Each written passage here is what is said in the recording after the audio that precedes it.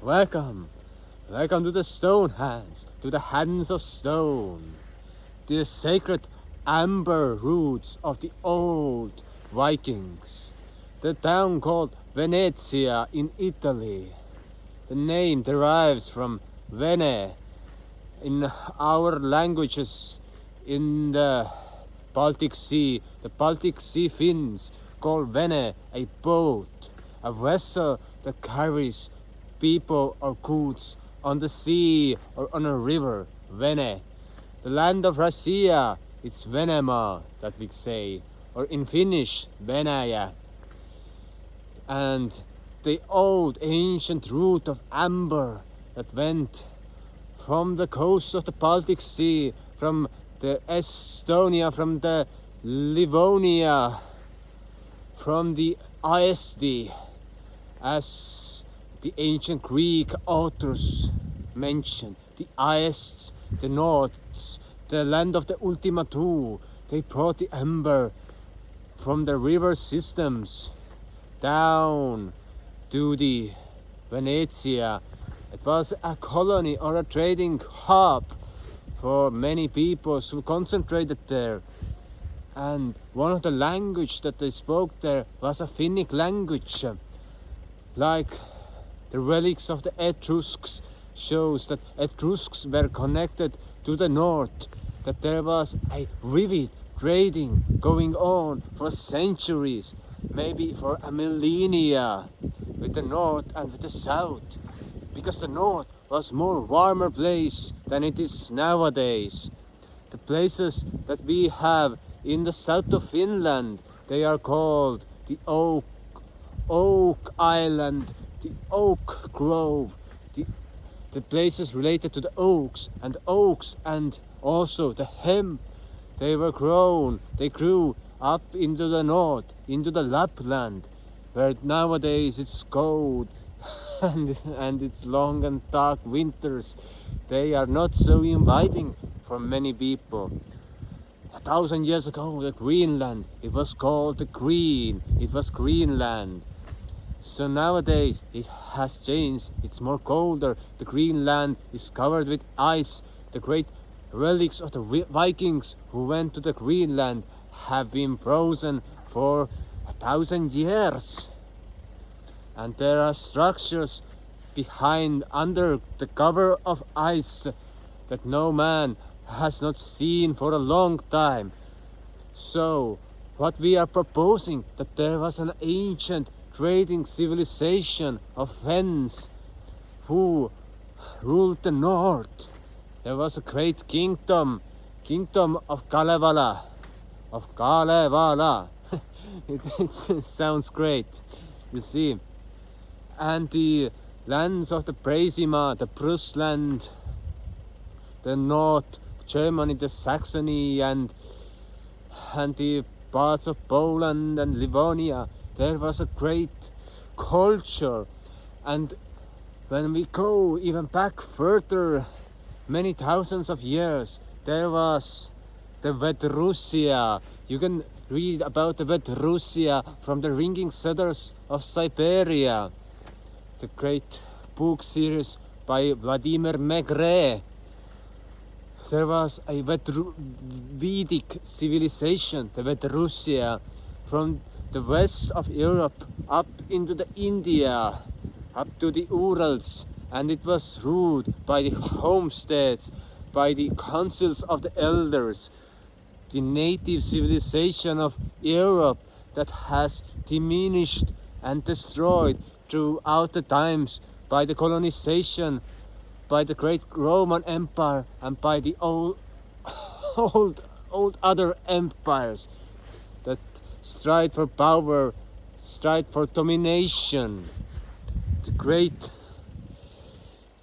ancient poets have died, have vanished. The Celts, the Finns, they were the same culture. They were friends together, and they ruled over great vast spaces of Europe.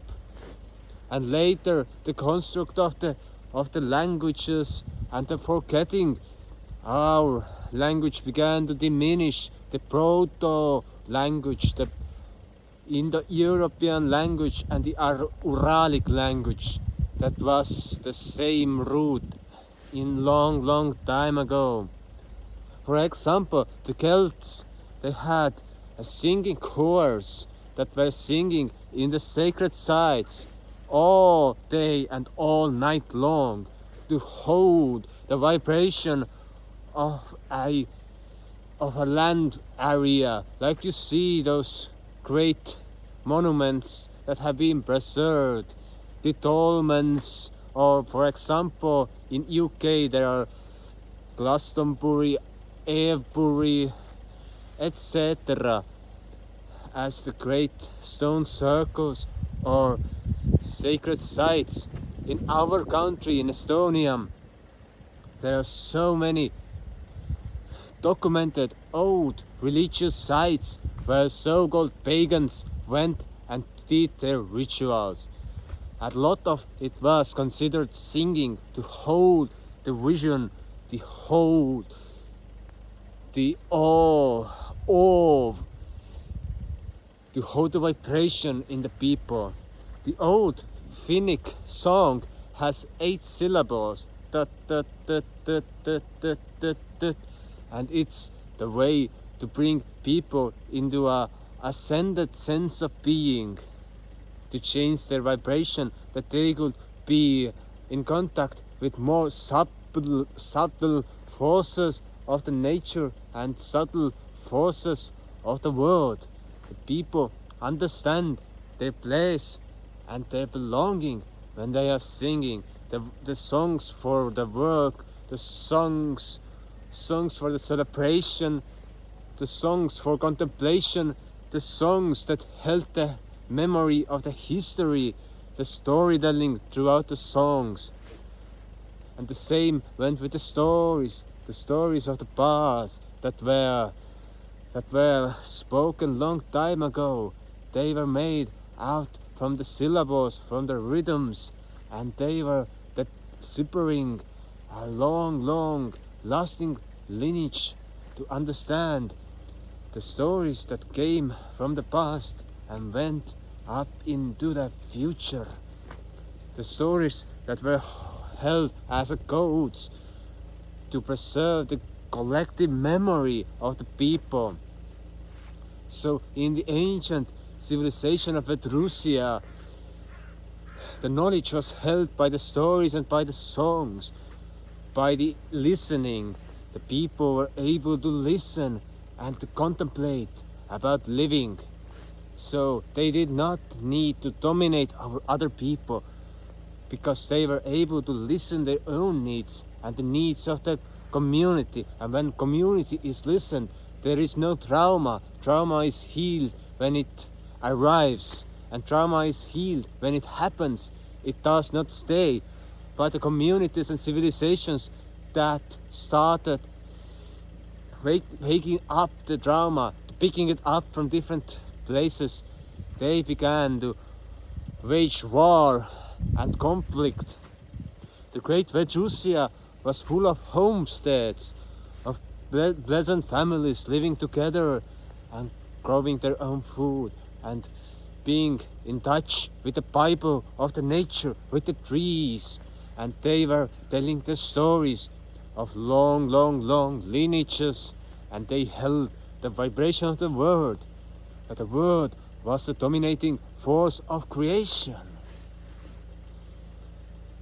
But in the later times, as we discussed, there was great amber trade. There were the Etruscan civilizations, there were the Basque in the Pyrenees, and there were the Finns in the north, who were in contact and in touch with the nature and are still to this day. Actually, the Etruscans have died out, but their memory has been preserved quite well. But the anomalies, the Finns, the Basques, they hold the ancient vibration of a culture that understood the letters of the nature, that understood the paper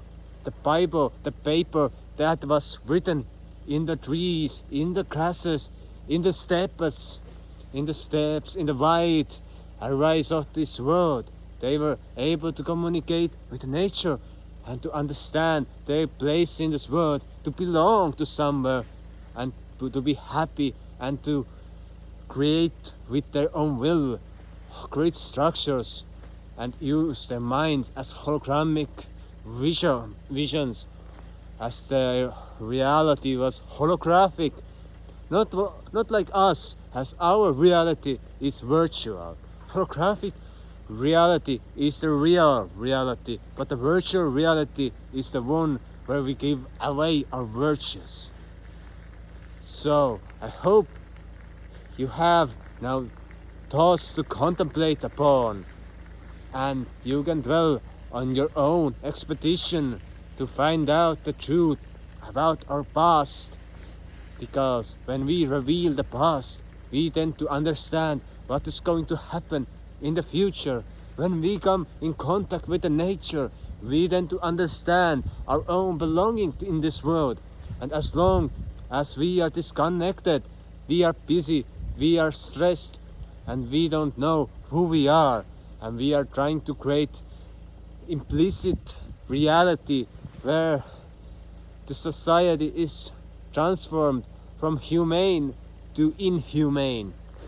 So, welcome to the journey with the stone hands, with the hands of stone, and I wish you a good day. Goodbye.